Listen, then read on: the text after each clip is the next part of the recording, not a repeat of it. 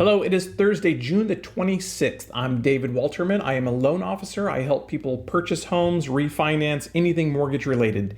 Today, I'm going to give you some insight into the type of loan that investors use to buy investment properties. If you've ever been interested in owning an investment property, stick around. But first, a very quick look at the market. It's turning out to be, so far, a spectacular day in the market. The 10-year Treasury is currently down 3 basis points. 30-year bonds are up 19 basis points. They have broken through some technical barriers, and there's room for continued improvement. A lot of this was spurred on by the news of bank deregulations that could help improve interest rates in the long run. To boil it all down, the bank deregulation basically lowers the threshold of reserves for banks, allowing them to lend more money. By lowering the capital requirements, it basically allows banks to hold more treasuries without being penalized for it. We all know there's a ton of U.S. debt. So if banks are allowed to hold more U.S. treasuries,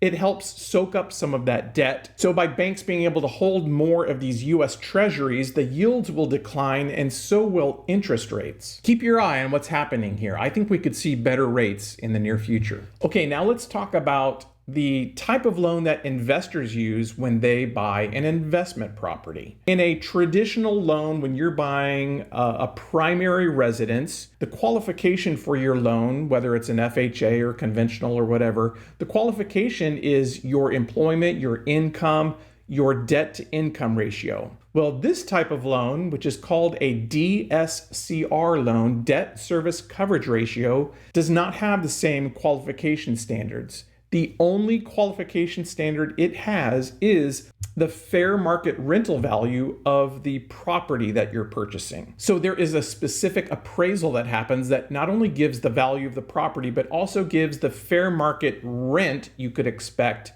from this property.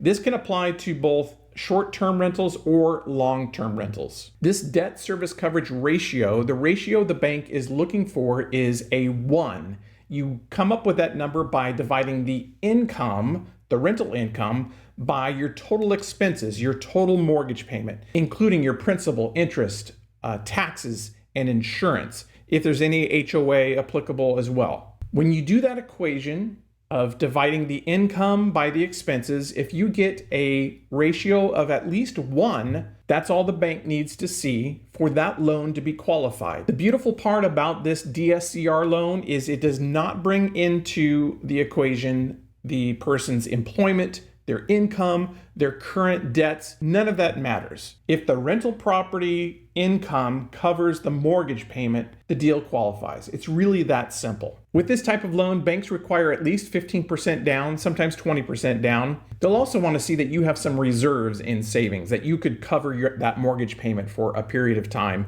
if necessary. If you're interested to learn more about the DSCR loan or have any mortgage-related questions, my name is David. I'm here to help.